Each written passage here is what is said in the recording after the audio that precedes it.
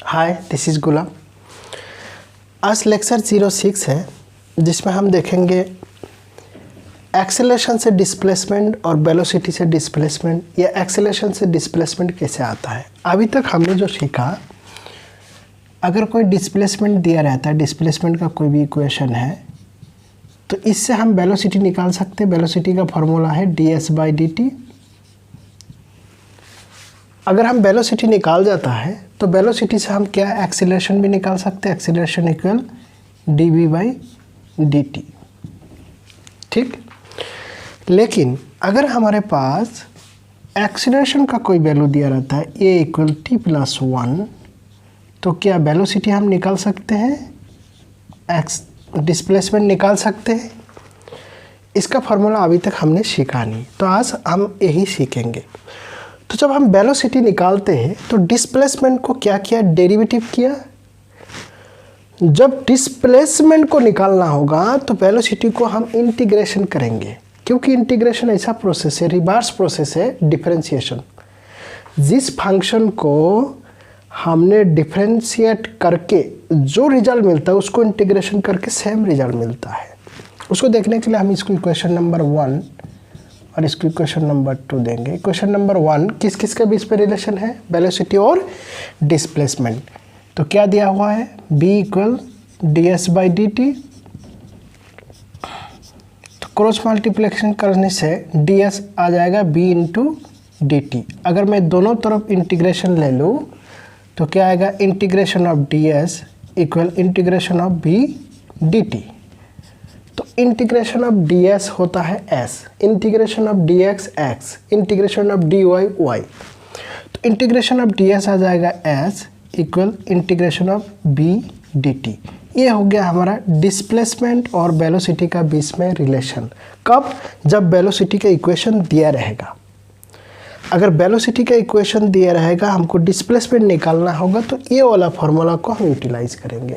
Same अगर मैंने 2 number equation से निकालता हूँ तो 2 नंबर इक्वेशन में क्या है, a equal dv/dt। Same cross multiplication करने से dv equal a into dt।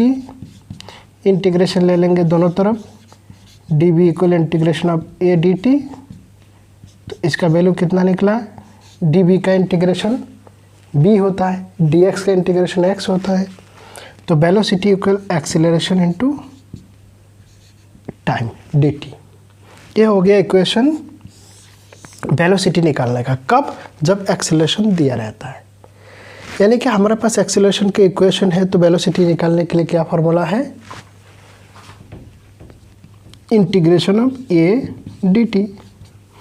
अगर हमारे पास एक्सीलरेशन दिया हुआ है तो ये डिस्प्लेसमेंट, हम एक्सीलरेशन दिया है तो वेलोसिटी निकल गया। अगर वेलोसिटी निकल जाएगा तो फिर क्या होगा, हमें डिस्प्लेसमेंट, क्योंकि displacement equal velocity into dt, और वेलोसिटी का हमें इस फॉर्मूला से ऑलरेडी निकाल लिया। तो इस प्रकार हम एक्सीलरेशन से वेलोसिटी, वेलोसिटी से डिस्प्लेसमेंट निकाल सकते हैं।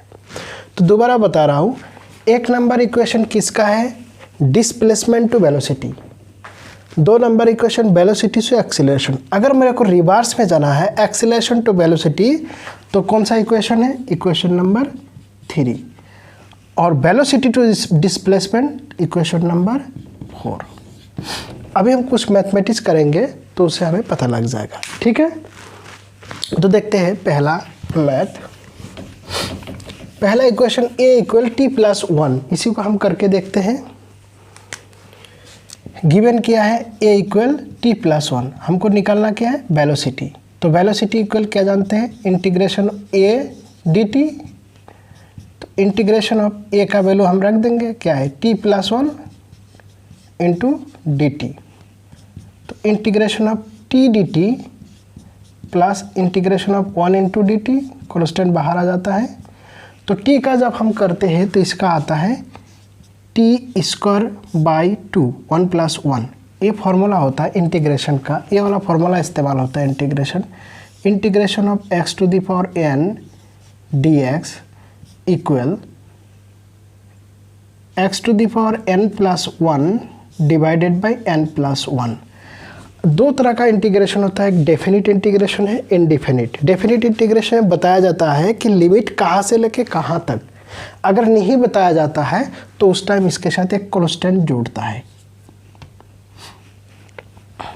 एक कांस्टेंट का वैल्यू हम अकॉर्डिंग टू द क्वेश्चन में अगर कुछ क्लू दिया रहता है तो उस कांस्टेंट का वैल्यू हम निकाल सकते हैं। ये जब तुम लोग इंटीग्रेशन पढ़ोगे तो उसमें बढ़िया से समझाया गया है कांस्टेंट क्यों लगता है, डेफिनेट इंटीग्रेशन क्या है, इनडेफिनेट इंटीग्रेशन क्या है। तो अभी क्या है, टी स्क्वायर डिवाइडेड बाई, यानी कि इसका वैल्यू क्या 1 है, जैसे इसका वैल्यू n था तो t 1 + 1 डिवाइडेड बाई 1 + 1 मतलब 2 है, plus integration of dt, t होता है और प्लस कांस्टेंट यानी कि इसका वेलोसिटी। ये हमारा वेलोसिटी निकल गया। दिया था क्या, एक्सीलरेशन। क्या दिया था इक्वेशन, a = t + 1 और वेलोसिटी क्या निकला, b = t² 2 + t + c। अभी इस वेलोसिटी से हम क्या निकालेंगे, डिस्प्लेसमेंट। तो डिस्प्लेसमेंट का क्या फार्मूला है, displacement equal integration of velocity into dt। तो वेलोसिटी का वैल्यू पुट कर दो, वेलोसिटी का वैल्यू क्या है t² 2 जो अभी हमने निकाला t + c, ये हो जाएगा dt। इसको इंटीग्रेशन करेंगे, जैसे इंटीग्रेशन करते हैं तो जो जो टर्म है वो अलग अलग इंटीग्रेशन हो जाता है एडिशन में। तो यानी कि integration of t² 2 dt plus integration of t dt plus c integration of dt। तो इंटीग्रेशन ऑफ t², हाफ क्या है, हाफ बाहर आ जाएगा और t² का होता है t³ प्लस 2 + 1 मतलब 3 प्लस इंटीग्रेशन ऑफ t का होता है t² divided by 2 plus c into dt का होता है t। ये भी इसके साथ भी एक कांस्टेंट जुड़ जाएगा क्योंकि ये इनडेफिनिट है। अगर डेफिनिट होता तो कांस्टेंट हम ऐड नहीं करते। डेफिनिट में पक्का यहाँ पर लोअर लिमिट और अपर लिमिट रहता है, यहाँ पर लिमिट रहेगा। जैसे टाइम का अगर मान लेते टाइम 2 सेकंड से लेके 8 सेकंड ऐसे लिखा रहता है तो उसको बोलता है डेफिनेट इंटीग्रेशन। तो हमारे केस में डेफिनेट इंटीग्रेशन नहीं है इस फार्मूला में, तो हमने क्या है कांस्टेंट जोड़ते जाएंगे। ये किसका इक्वेशन हमको निकाल गया है, डिस्प्लेसमेंट का। तो डिस्प्लेसमेंट का ये हमारा आंसर आ गया और वेलोसिटी का आंसर कौन सा है, t² 2 plus t plus c। अगर हम रिवर्स करते हैं, हमारे पास अगर डिस्प्लेसमेंट ऐसा दिया रहता है तो हम वेलोसिटी निकालेंगे तो ये आएगा। फिर वेलोसिटी अगर दिया रहता है, वेलोसिटी से एक्सीलरेशन निकालेंगे तो ये वाला आ जाएगा। तो यहाँ तक हर किसी को समझ में आ गया। इसको पॉज करके नोट डाउन करना और अपने से करने की कोशिश करना। कोई भी एक एग्जाम्पल लेना, जैसे ये इक्वल t + 1 तो कुछ भी ले सकते, t + 5, t² + 5 इस प्रकार ले सकते, लेके अपने प्रैक्टिस करना। क्वेश्चन दिया है the acceleration of A particle is increasing linearly S A = vt। यानी कि एक्सीलरेशन का क्या है, इक्वेशन दिया हुआ है। The particle start from origin, origin का मतलब है t = 0 से स्टार्ट हो रहा है और डिस्प्लेसमेंट उस टाइम 0 है, with A initial velocity of v0। और जब टाइम इक्वल 0 डिस्प्लेसमेंट इक्वल 0 उस टाइम जो वेलोसिटी है पार्टिकल वो कितना वेलोसिटी अटेन कर चुका है, v0। What is the displacement at time t, t time के बाद इसका डिस्प्लेसमेंट कितना होगा। सेम हम इक्वेशन को इस्तेमाल करके हम डिस्प्लेसमेंट यानी कि डिस्प्लेसमेंट पूछा जा रहा है। इक्वेशन हमारा किसका दिया हुआ है, एक्सीलरेशन का। तो हमने एक्सीलरेशन में पहले वेलोसिटी पे कन्वर्ट करेंगे, फिर वेलोसिटी को किस में कन्वर्ट करेंगे, डिस्प्लेसमेंट में। तो हमें डिस्प्लेसमेंट पता लग जाएगा। तो हमारा इक्वेशन क्या दिया हुआ है, ये वाला इक्वेशन a = vt। तो इसका अगर हम सॉल्यूशन निकालें, गिवन क्या है a = vt। तो इसका अगर इंटीग्रेशन कर देंगे तो a × dt, राइट साइड में b कांस्टेंट बाहर आ जाएगा, t × dt। a × dt का मतलब क्या होता है, a × dt मतलब वेलोसिटी। तो यानी कि लेफ्ट साइड में हमें क्या निकल गया, वेलोसिटी। वेलोसिटी इक्वल इसका हो जाएगा b t² 2 प्लस c, एक कांस्टेंट निकल गया। ये हम इक्वेशन नंबर 1 है। अभी हम देखेंगे कि इस इक्वेशन में क्या क्या क्लू है जिससे हम c का वैल्यू निकाल सकते हैं। कैसे c का वैल्यू निकाल सकते हैं, देखो यहाँ पर बताया गया है जब टाइम इक्वल 0 टाइम जब जीरो है, डिस्प्लेसमेंट जीरो, पार्टिकल का कौन सा पोजीशन में, ओरिजिन में। कब, जब टाइम इक्वल जीरो, इनिशियल में। और उस टाइम वेलोसिटी कितना है, बी नॉट है। तो इस इक्वेशन में अगर यहाँ पर मैं बी नॉट बैठाऊँ और टाइम के जगह जीरो बैठा दूँ प्लस सी, तो हमारा किसका वैल्यू निकल के आ जाएगा, बी नॉट इक्वल सी का वैल्यू। तो सी का वैल्यू हम इक्वेशन नंबर 1 में फिर दोबारा पुट कर देंगे, क्योंकि हो गया, हमें सी का वैल्यू आ गया। तो B equal B T square divided by 2 plus C के जगह हम क्या बैठा सकते हैं, बी नॉट। ये हो गया हमारा इक्वेशन नंबर 2। इस इक्वेशन को हम दोबारा इंटीग्रेशन इसलिए करेंगे तो हमें मांगा क्या है, डिस्प्लेसमेंट मांगा है, एस मांगा है एट टी टाइम में, इसलिए हम दोबारा इसको इंटीग्रेशन करेंगे, क्योंकि एक्सेलरेशन से हमने आया वेलोसिटी, फिर वेलोसिटी से इंटीग्रेशन करके हमको आना है डिस्प्लेसमेंट में। तो इक्वेशन नंबर 2 को फिर दोबारा इंटीग्रेशन करने से, इसका इंटीग्रेशन करने से लेफ्ट साइड में b इंटू डी टी और राइट साइड में क्या आएगा, B T square divided by 2 into D T plus B not constant into D T. ये मैंने अलग अलग किया, एक्चुअली एक साथ करना है तो अलग अलग कर दिए, ठीक है। ओके, लेफ्ट साइड में बी डी टी का मतलब क्या है, डिस्प्लेसमेंट। तो डिस्प्लेसमेंट इक्वल राइट साइड में b बाई 2 कॉन्स्टेंट है और टी स्क्वायर डी टी का होता है T cube by 3 plus B not constant है और डी टी का हो जाएगा टी, और इसके साथ और एक कॉन्स्टेंट जुड़ जाएगा। अगर इसको सी डैश मान लो तो ये सी डबल डैश। ये सी क्यों आया, क्योंकि ये भी इंडिफिनिट इंटीग्रेशन है। जब भी हम इंडिफिनिट इंटीग्रेशन करेंगे, जितना बार भी करेंगे उतना बार एक कॉन्स्टेंट ऐड होगा। अभी सेम प्रोसेस से हम सी डबल डैश का भी क्या निकालेंगे, वैल्यू निकालेंगे और यहाँ पर पुट कर देंगे, तो वो हमारा हो जाएगा डिस्प्लेसमेंट, ठीक है। तो सी डबल डैश हम कैसे निकाल सकते हैं, सेम प्रोसेस है। अगर टी का वैल्यू 0, एस का वैल्यू 0, बी का वैल्यू बी नॉट हम पुट कर देते हैं तो सी डबल डैश का भी निकल जाएगा। तो सी डैश का वैल्यू निकालने के लिए ये वैल्यू हम पुट करेंगे इक्वेशन नंबर 3। तो अभी इक्वेशन नंबर 3 मैं यहाँ पर लिख रहा हूँ, इक्वेशन नंबर 3। इक्वेशन नंबर 3 में अगर मैं टी का वैल्यू 0 पुट कर दूँ तो ये पूरा 0 हो जाएगा, टी का वैल्यू ये वाला भी 0 हो जाएगा। तो राइट साइड में हमारा क्या रह जाएगा, सी डबल डैश, और लेफ्ट साइड में डिस्प्लेसमेंट का वैल्यू भी 0 होगा। तो यानी कि सी का वैल्यू अल्टीमेटम अगर इस इक्वेशन में टी एस और बी टी और एस का वैल्यू अगर 0 पे पुट करूँ तो सी डबल डैश का वैल्यू आ जाएगा 0। तो सी डबल डैश इक्वल 0 हो जाएगा। अगर 3 नंबर इक्वेशन में सी डबल डैश में पुट कर दूँ तो हमारा जो फाइनल रिजल्ट है वो फाइनल रिजल्ट आ जाएगा displacement equal B T cube divided by 3 plus B not into T. ये आ जाएगा हमारा आंसर। यानी कि इस पार्टिकल ये इक्वल बी टी जिसका इक्वेशन है, एक्सीलरेशन कैसा है, लीनियर है क्योंकि स्ट्रेट लाइन का इक्वेशन है। जब भी टाइम का डिग्री 1 होता है, डिग्री बोलाते हैं इसको, जब भी टाइम का डिग्री 1 होता है तो वो इक्वेशन लीनियर इक्वेशन होता है, स्ट्रेट लाइन का इक्वेशन होता है, इसलिए इसको बोला लीनियरली। अगर लीनियरली बढ़ता है ये इक्वल बी टी, ये फार्मूला है। एक्सीलरेशन किस हिसाब से इंक्रीज हो रहा है, A equal B T, B constant है, टी टाइम है। तो ये पूछा जा रहा है कि डिस्प्लेसमेंट कितना होगा। कंडीशन क्या है, जब टाइम इक्वल 0 उस टाइम पार्टिकल का जो डिस्प्लेसमेंट भी 0 है और पार्टिकल का जो वेलोसिटी है उस टाइम, जब इनिशियल टाइम, जब जी टाइम 0 बी नॉट है। ये 3 कंडीशन हमको दिया था। तो हमने क्या क्या निकाला, वेलोसिटी भी निकाल दिया। वेलोसिटी का ये वाला फार्मूला है, ये देखो यहाँ वेलोसिटी। अगर हमें डायरेक्ट पूछता कि वेलोसिटी तो यहाँ पर हम इसको कंप्लीट कर देते, लेकिन हमसे पूछा डिस्प्लेसमेंट, इसलिए और एक स्टेप किया और इसको सी डैश और सी डबल डैश का जो रिजल्ट है, इसका जो वैल्यू है वो हम कैसे निकालते हैं, जो कंडीशन दिया रहता है उस कंडीशन से हम निकाल सकते हैं। अगर कंडीशन नहीं दिया तो एज इट इज ऐसे छोड़ देना है। तो हमको पता लगा कि एक्सीलरेशन से कैसे वेलोसिटी निकाला जाता है, वेलोसिटी से कैसे डिस्प्लेसमेंट निकाला जाता है। ठीक है, तो अभी 2-4 और एग्जाम्पल करेंगे तो इसको मोर क्लियर होंगे।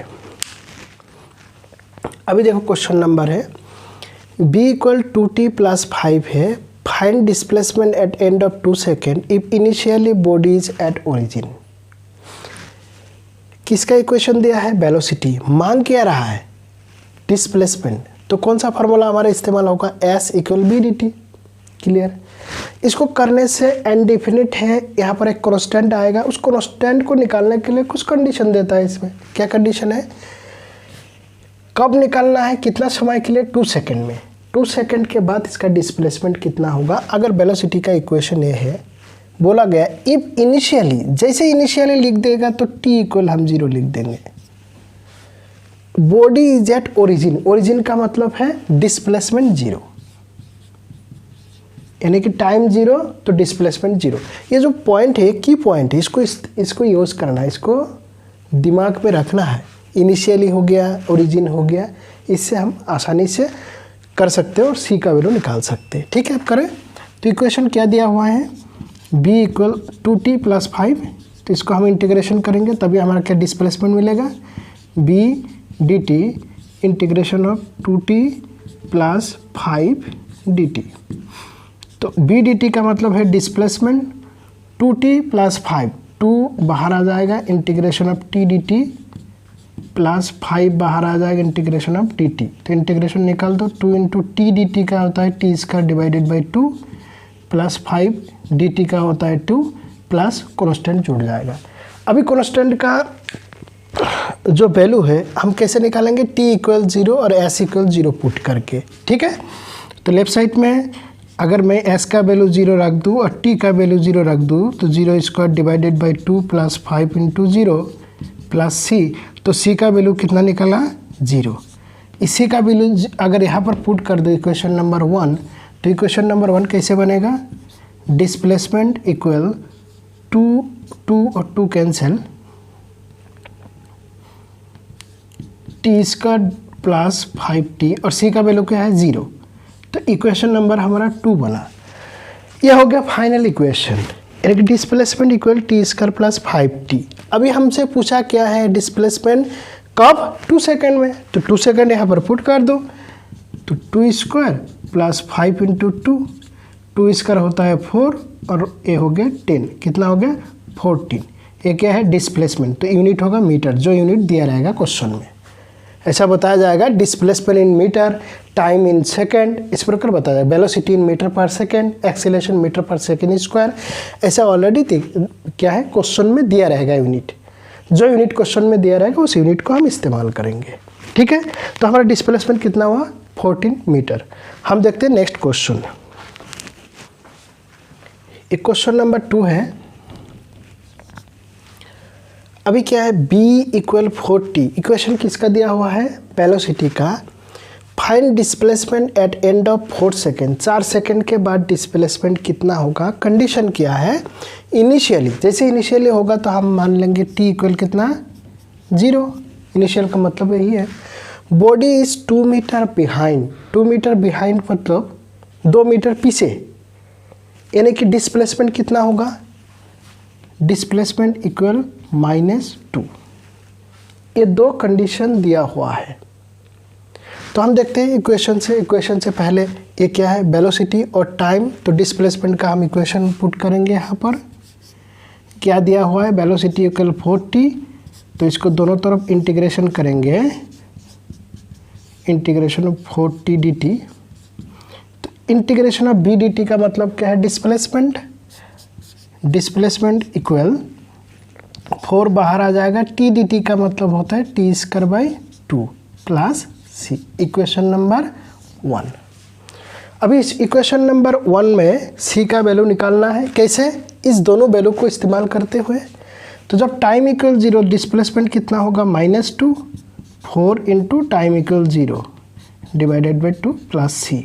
तो ऐसा केस में c का वैल्यू कितना आ जाएगा? -2। तो इक्वेशन नंबर 1 में हम c का वैल्यू पुट करते हैं।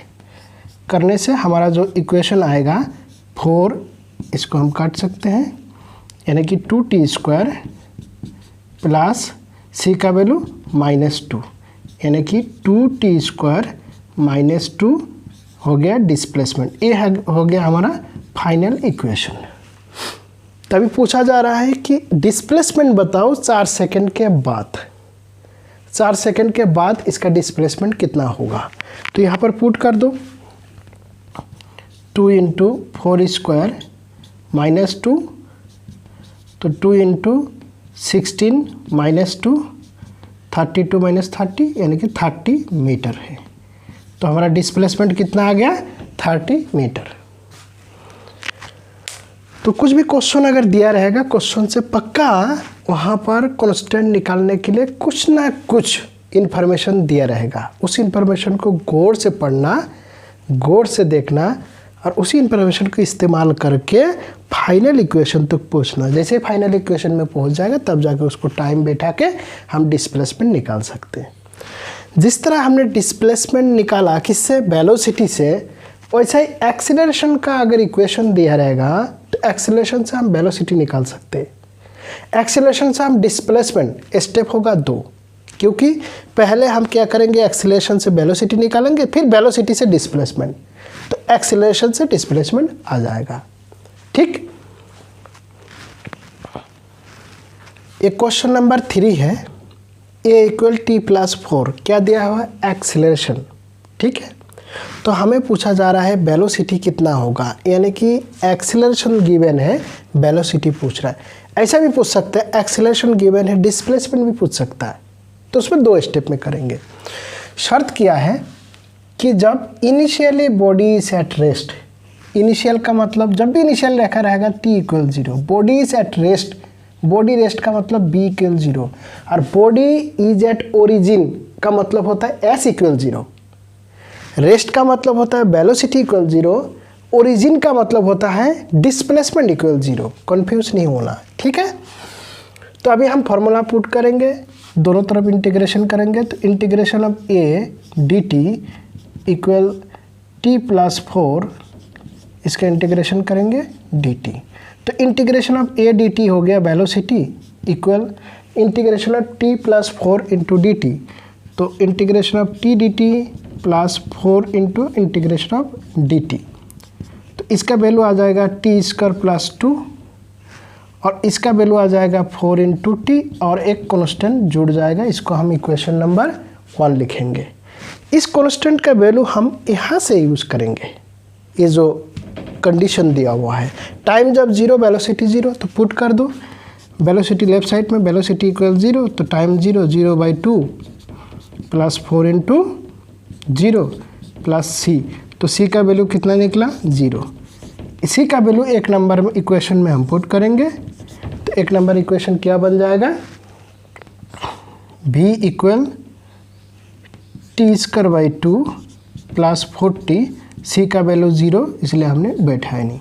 तो ये हो गया हमारा फाइनल इक्वेशन। किस किस के बीच में, वेलोसिटी और टाइम। तो हमें क्या पूछा गया है, वेलोसिटी कितना है जब टाइम = 3 सेकेंड है। तो यहाँ पर 3 सेकेंड हम पुट कर देंगे, v = 3² / 2 + 4 × 3, कितना बन गया 339 / 2 + 12। अगर इसको करेंगे एलसीएम ले लेंगे तो 9 + 24, तो ये हो जाएगा 33 / 2। ये वेलोसिटी है, तो वेलोसिटी का यूनिट क्या होता है, मीटर पर सेकेंड। ये हो गया हमारा आंसर। तो हम आसानी से निकाल सकते हैं। अगर डिस्प्लेसमेंट पूछा तो डिस्प्लेसमेंट पूछा तो इक्वेशन नंबर जो 2 हमें निकला, इसको हम दोबारा फिर इंटीग्रेशन करेंगे तो डिस्प्लेसमेंट वाला फार्मूला, ये वाला फार्मूला आ जाएगा। तो हम डिस्प्लेसमेंट निकाल सकते हैं, किसी भी टाइम दे दे या सेम टाइम दे दे तो हम डिस्प्लेसमेंट अगर पूछा जाए 3 सेकंड में क्या है, तो डिस्प्लेसमेंट भी हम निकाल सकते हैं। ठीक है, तो ये था आज का जो क्लास है। हमने आज का जाना कि एक्सीलरेशन से वेलोसिटी में कैसे आता है और वेलोसिटी से डिस्प्लेसमेंट में कैसे आता है। और इससे पहले हमने देखा था क्या, डिस्प्लेसमेंट टू वेलोसिटी और वेलोसिटी टू एक्सीलरेशन। ठीक, ये हमने जो स्टडी किया, ये सारे ये क्या है, इक्वेशन है। हमने जो ये स्टडी किया ये हो गया इक्वेशन। अगर हमारे पास इक्वेशन ना दिया है तो ग्राफ दे, तो उस कंडीशन में हम क्या करेंगे? क्योंकि हमने ऑलरेडी दो तरह का स्टडी किया था। क्या क्या किया था? अगर हमारे पास ग्राफ दिया रहता है, ये वाला ग्राफ है, और एक हमने ये वाला ग्राफ स्टडी किया, ये वाला, ये अगर डिस्प्लेसमेंट टाइम ग्राफ है तो इस ग्राफ से भी हम क्या है वेलोसिटी निकाल रहे थे। तो इस ग्राफ का जो टेंजेंट था वो हमारा क्या है? वेलोसिटी था। ये जो टेंजेंट था टेन थीटा, ये वेलोसिटी था। यानी कि हमारे पास इक्वेशन नहीं है तो डिस्प्लेसमेंट से वेलोसिटी निकाल सकते। कैसे? स्लोप से। अगर वेलोसिटी टाइम ग्राफ दिया रहेगा, वेलोसिटी और टाइम ग्राफ दिया रहेगा, क्या डिस्प्लेसमेंट हम निकाल सकते हैं? तो उसके लिए हम देखते हैं कि कैसा है, क्या है, कैसे निकाल सकते हैं। अगर ये हमारा है, ये हमारा किसका है? Velocity time. याद रखना है वेलोसिटी टाइम से, क्योंकि वेलोसिटी टाइम से ही हम क्या निकालेंगे? डिस्प्लेसमेंट। और एक्सीलरेशन टाइम से हम निकालेंगे वेलोसिटी। तो वेलोसिटी टाइम का जो एरिया है, इस कर्व का जो एरिया है, किसके साथ एरिया है? टाइम एक्सिस के साथ। ये एरिया होता है डिस्प्लेसमेंट। यानी कि इस केस में displacement equal area under curve BT graph. अगर यहाँ पर टाइम का वैल्यू दिया रहेगा और ये वाला ये वैल्यू दिया रहेगा तो हाफ इंटू इसका एरिया कितना होगा? ट्रायंगल है, हाफ इंटू बेस। ये अगर टी डैश मानता हूँ और ये अगर हमने बी डैश मानते हैं तो इंटू बी डैश, ये हो जाएगा हमारा डिस्प्लेसमेंट। यानी कि जो बीटी ग्राफ का टी एक्सिस के साथ जो एरिया कवर करता है वो डिस्प्लेसमेंट। सिमिलरली अगर हम बात करते हैं एटी ग्राफ का, कौन सा ग्राफ है? एटी ग्राफ के अंडर में जो भी एरिया मिलेगा, किसके साथ एरिया है? टी एक्सिस के साथ। ध्यान देना है, टी एक्सिस के साथ जो एरिया है वो एरिया हमको क्या देगा? Change in velocity. Change in velocity equal area under curve A T graph. Next हमने ग्राफ का एक वीडियो सीरीज आ रहा है, उस ग्राफ में इनके बारे में भी बताएंगे कि ग्राफ, पूरा ग्राफ का कन्वर्शन आएगा, उसमें एस टी ग्राफ आएगा, B T graph, A T graph, फिर वेलोसिटी डिस्प्लेसमेंट के साथ क्या रिलेशन है, एस टी को हम कैसे बी टी में कन्वर्ट कर सकते, कैसे ए टी में कन्वर्ट कर सकते, या बी टी को एस टी में कैसे कन्वर्ट कर सकते, कौन पॉजिटिव होगा, कौन नेगेटिव होगा, speeding up, speeding slow, slowing down, speeding up, slowing down, ये सारे चीज़ उस ग्राफ में आ जाएंगे। बहुत बढ़िया कॉन्सेप्ट लेवल का वीडियो है। तो उस वीडियो यानी कि ग्राफ वाला वीडियो देखने से पहले पक्का ये जो बेसिक लेवल का कॉन्सेप्ट है वो मालूम होना चाहिए। अगर वो कॉन्सेप्ट नहीं मालूम है तो हम ग्राफ में बढ़िया से समझ नहीं पाएंगे, कर नहीं पाएंगे। ठीक है, तो चलो पढ़ाई करते रहो, मेहनत करते रहो, और जो भी बताया जाता है उसको पक्का नोट डाउन करना है और बार बार प्रैक्टिस करते रहना। जितना प्रैक्टिस करोगे उतना ईजी होते रहेगा। Good, thank you.